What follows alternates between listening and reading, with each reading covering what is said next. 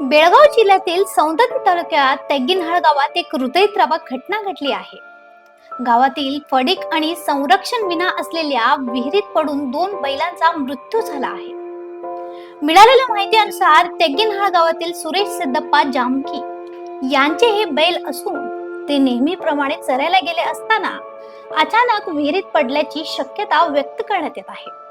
या दुर्घटनेत लाखो रुपयांचे नुकसान झाल्याने जमगी कुटुंबावर दुःखाचा डोंगर कोसळला आहे.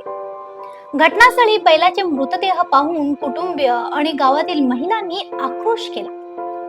बैलावर जीवापाड प्रेम करणाऱ्या महिलांनी मृत बैलांना कवटाळून केलेल्या विलाप उपस्थितांचे डोळे पाणावणारे ठरले.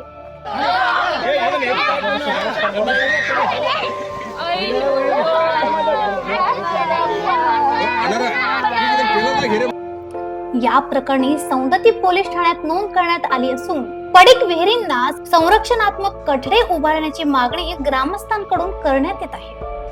अशा आणखीन अपडेटसाठी फॉलो करा व्हॉइस ऑफ वेणुग्रामला.